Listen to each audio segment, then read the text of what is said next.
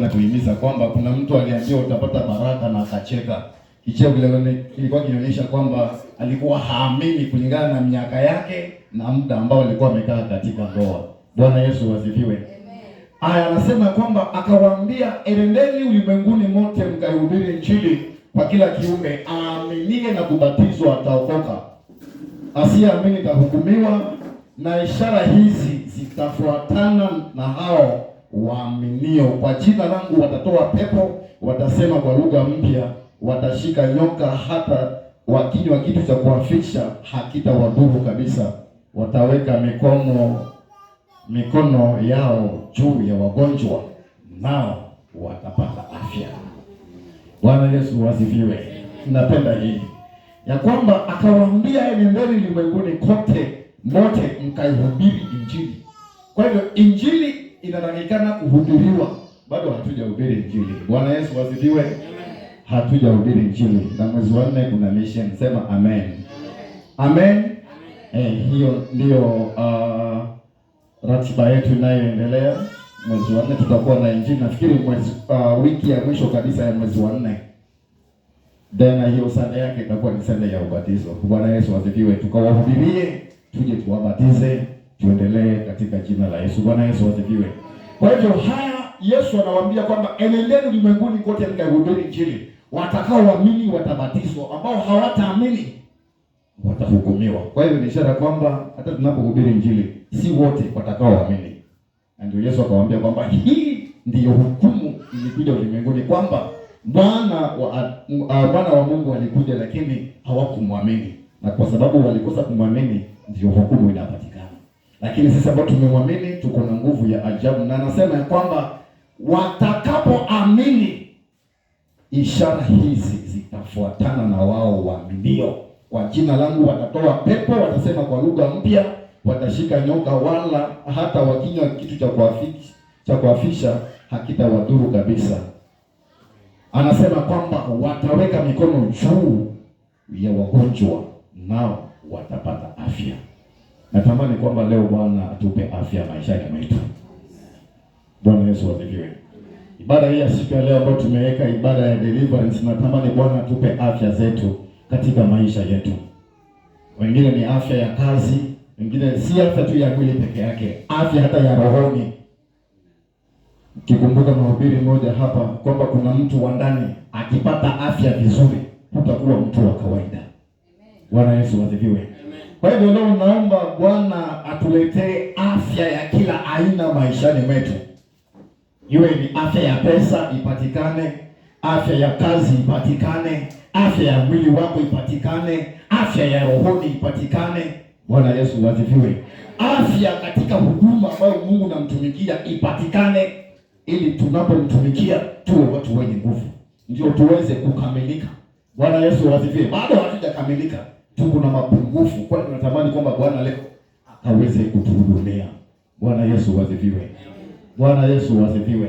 Na tunapofanya hivyo basi Bwana atazidi kuinuliwa, maana yeye ni Mungu mwaminifu. Natamani kwamba tuingie katika nyimbo za kumwabudu Bwana, tujitakase. Zaidi ya yote tumwambie Bwana tukubali siku hii ya leo, atupe neema na nguvu tunapoingia katika ibada. Bwana akazidi kuonekana. Bwana Yesu asifiwe. Karibuni waimbaji.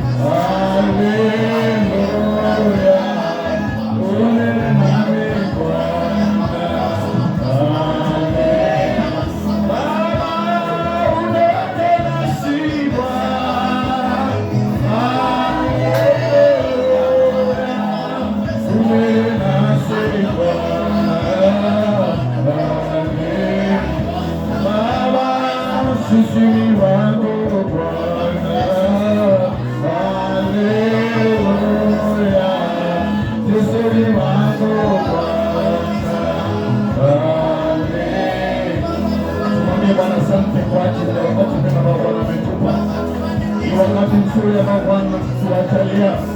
Bwana ametupa nguvu na ametupa kibali. Yesu ametupa neema ya kwamba tunapoamini kwamba yeye alikufa na kufufuka, basi ishara zake zitaandamana nasi. Neno lake litathibitika katika maisha yetu. Tunapoamini kwamba alifufuka katika maisha yetu, tunapoamini kwamba leo Yesu alifufuka katika wafu, Bwana atafanya makubwa. Yesu atafanya miujiza. Yesu atafanya yale wanadamu asiyoweza kuyafanya. Bwana, tunalitukuza jina lako. Tunalitukuza jina lako Yesu, kwa sababu ni jina kuu. Bwana, jina la Bwana Yesu lipewe sifa. Jina lako Yesu litukuke Bwana. Bwana, ishara hizi zinaambatana nao wanaoamini. Bwana, kwa jina lako Yesu watatoa pepo. Kwa jina lako Yesu wataweka mikono juu ya wagonjwa, nao watapata afya na watapata uzima. Kwa jina lako Yesu utafanya miujiza mbalimbali. Tunaliamini jina lako Bwana asubuhi ya leo. Tunaliamini jina lako Yesu ya kwamba lina nguvu. Tunaliamini jina lako ya kwamba lina uwezo. Tunaliamini jina lako Baba, maana ni jina takatifu. Baba, ni jina takatifu. Ni jina takatifu. Baba, ni jina takatifu. Asante Bwana. Asante Yesu Kristo, Mwana wa Mungu hai. Tunalisifu jina lako Bwana, maana ndilo jina kuu, ndilo jina kuu, ndilo jina kuu, ndilo jina kuu Yesu. Inuliwa Bwana na Bwana, tukuka Bwana na Bwana. Bwana, hakuna kama wewe. Asante Bwana kwa neema hii. Asante Yesu kwa uwezo wako. Worship you, Father, we glorify your holy name. Lord, we thank you and Lord King of glory, we confess before you, Jehovah. There is none like you, King of glory. You are our Father and you are our God of Almighty. You are our Redeemer, Jehovah, this morning, Jehovah God. You are our Savior, Jehovah King Almighty. That's why, Lord, we worship you. That's why, Lord, we commit ourselves unto thee, Jehovah God. Worship you, worship you, holy name. Ana wewe ni Mungu mwaminifu. Ana Bwana unaweza. Chukua nafasi katikati yetu. Chukua nafasi tunapoanza ibada yetu. Chukua nafasi ukatuongoze. Chukua nafasi Bwana ukaseme nasi. Chukua nafasi Yesu katika ibada siku ya leo. Yesu utukufu wako Bwana ukatembee. Utukufu wako Bwana ukatembee katikati yetu. Katika jina lako takatifu. Ana Bwana unaweza. Pokea sifa na adhabu Bwana unastahili. Baba wa mbinguni, katika jina la Yesu Kristo, tunalisifu jina lako Bwana masaa haya ambayo Mungu umetupa maishani mwetu. Bwana, kufika hata ndani ya kanisa lako Baba ni neema tu, hatujastahili Bwana. Wengine wamepitia Bwana ajali mbalimbali, wamepoteza maisha. Wengine Bwana wamepitia magonjwa, wengine Bwana wamelala, wengine hawawezi. Bwana, kuja kwetu mahali hapa si kupenda kwetu Baba, imegharimu mkono wako na imetuwezesha, ukatuwezesha Bwana, ukatupa nguvu. Bwana, kuna wengine wametamani kufika katika nyumba yako Bwana, ameshindwa Baba. Sisi ambao tumefika wakati huu Baba, tunasema ni asante. Tunasema Yesu ni asante. Na Baba, tunaloomba katika ibada siku ya leo, ikiwa Bwana ni ibada ya ukombozi, Roho wako Mtakatifu Bwana tunamwalika katikati yetu. Tunapoanza ibada yetu ya siku ya leo, Yesu, uwezo wako Bwana ukatimilike maishani mwetu. Nguvu zako Bwana ulizowaachia wanafunzi wako ya kwamba waende ulimwenguni mote wakahubiri injili yako, wowote watakao kubali na kuamini wakabatizwe, na zaidi ya yote ishara zako zitaambatane na wao. Baba, tumeamini hata asubuhi hii ya leo, tumeamini hata Jumapili hii ya leo ya kwamba ishara zako Yesu zitaambatana nasi Bwana katika ibada hii. Tunaiweka wakfu Bwana ibada hii mwako mikononi, ya kwamba utatuongoza Bwana, utafanya makubwa na ya ajabu. Zaidi ya yote, kila itakachofanya katika ibada hii, ninaomba ikalete afya njema juu ya maisha yetu. Maombi ya siku ya leo yakalete afya njema Bwana. Nyimbo zetu zikalete Bwana afya njema ndani yetu. Maabudu yetu siku ya leo tunapoingia katika sala mbalimbali, Yesu ikalete afya njema maishani mwetu Bwana, katika jina lako, maana wewe ni Mungu mtakatifu. Tunakushukuru Bwana tunapoendelea ibada hii Baba, tunajiweka Bwana mbele zako, ukatuongoze mwanzo hadi mwisho bila kusifu, maana Mungu mwaminifu. Tunaomba haya kwa imani kwa jina la Yesu Kristo tunaomba na kushukuru. Amen. Tupigie Yesu sadaka makofi mazuri.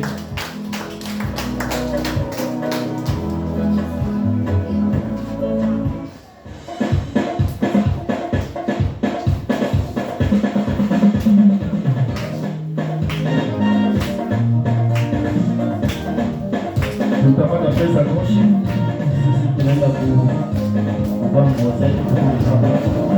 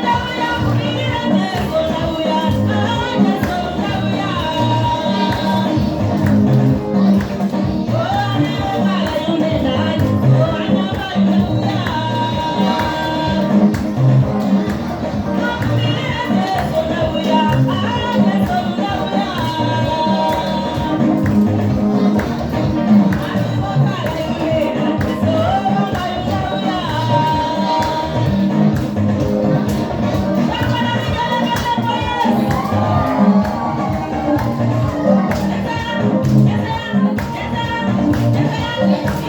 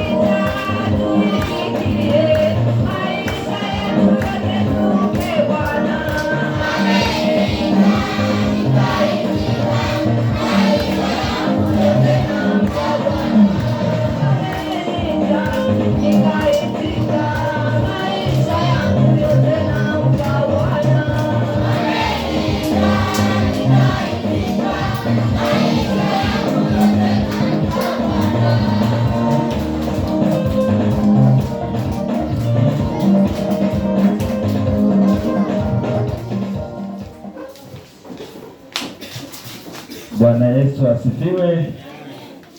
Basi katika vitabu vyetu vya sala ukurasa wa 2. Bwana Yesu akae nanyi. Tumekusanyika hapa kwa nguvu za Roho Mtakatifu tulisifu jina takatifu la Bwana Yesu na kusikia neno lake. Tumekuja tushirikiane habari njema za utukufu na neema zake, pia kuombea mahitaji yetu na anaoteseka kote duniani. Kadhalika tufurahi katika pendo na amani yake. Tuwarithi wa baraka za Mungu. Tunafanywa upya kwa njia ya Roho wa Mungu. Sote tu wamoja katika Kristo. Msirarue mavazi yenu kuonyesha huzuni, bali mrudieni Bwana kwa moyo wa toba. Mrudieni Mwenyezi Mungu, Mungu wenu. Yoeli 2:13. Ee Mungu, wewe Mungu wangu, nami nakutafuta kwa moyo. Roho yangu inakutamani kama mtu mwenye kiu. Zaburi 63:1. Jiosheni, jitakaseni, ondoeni uovu wa matendo yenu mbele yangu. Acheni kutenda maovu, jifunzeni kutenda mema. Isaya 1:16-17.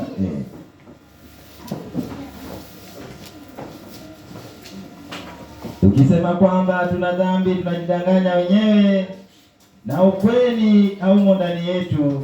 Lakini tukiziungama dhambi zetu kwa toba na tumaini, Mungu ni mwaminifu na wa haki, naye atatusamehe dhambi zetu na kututakasa uovu wote. Kwa hiyo na tuungame mbele za Baba yetu wa mbinguni, tupige magoti.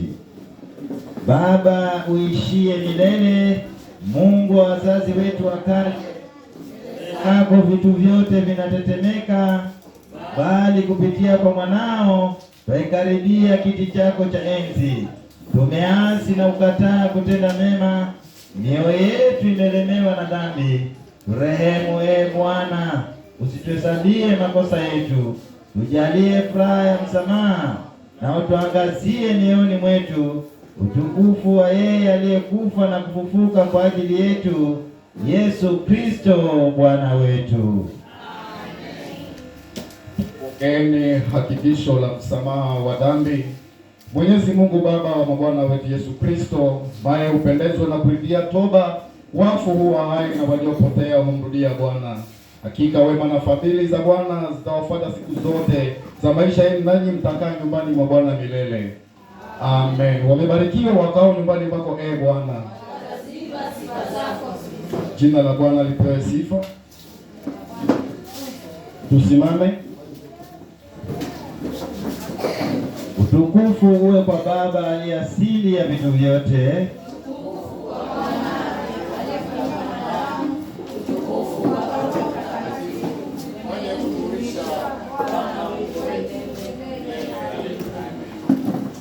Wimbo wa furaha, Zaburi 100. Nitapita milango ya hekalu lake kwa shukrani, naingia nywani mwake kwa kusifu. Nitasema hii ndiyo siku Bwana aliyoifanya, nitafurahi kwa kuwa amenipa furaha. Amenifurahisha, nitashangilia kwa kuwa amenipa furaha. Amenifurahisha, nitashangilia kwa kuwa amenipa furaha.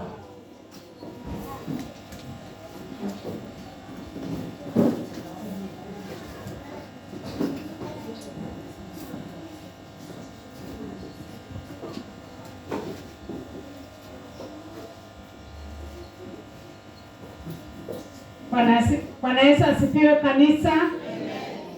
Saburi ya leo ni Zaburi 50.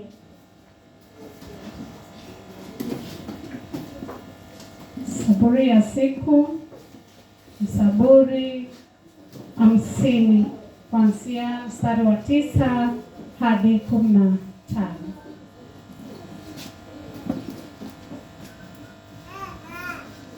Sitatwaa ng'ombe katika nyumba yako, wala beberu katika masisi yako, maana kila hayawani ni wangu, na makundi juu ya milima 1000. Nitawajua ndege wote wa milima na wanyama wote wa mashambani ni wangu. Kama ningekuwa na njaa nisingekwambia, maana ulimwengu ni wangu navyo viujazavyo. Je, nile nyama ya mafahali hao ninywe damu ya mbuzi? Mtolee Mungu dhabihu ya shukrani ya kushukuru, mtimizie aliye juu nadhiri zako. Ukaniita siku ya mateso, nitakuokoa na wewe utanitukuza. Hili ndilo utukufu na Baba na Mwana na Roho Mtakatifu, ulivyokuwa mwanzo, ulivyo sasa na hata milele. Na tukae tupate somo la kwanza.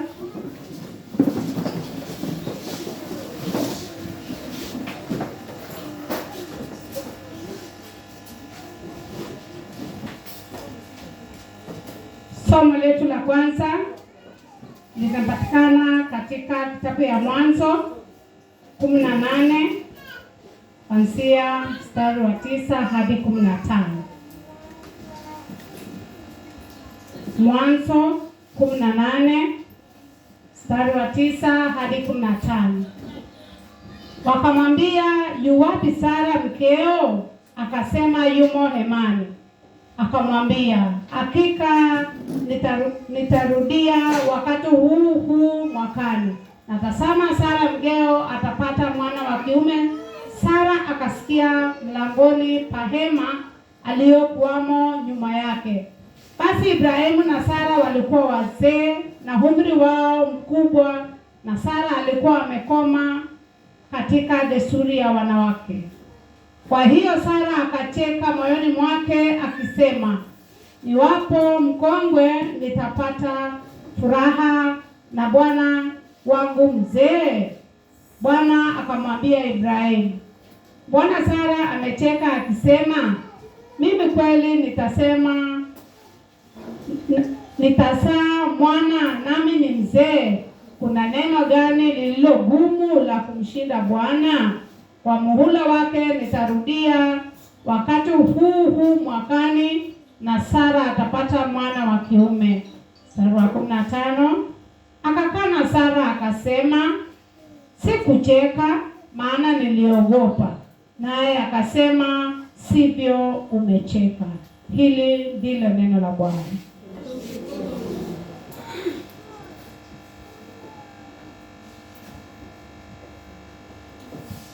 Bwana Yesu asifiwe. Basi tutaingia katika sifa za makundi na tutaanza na watoto.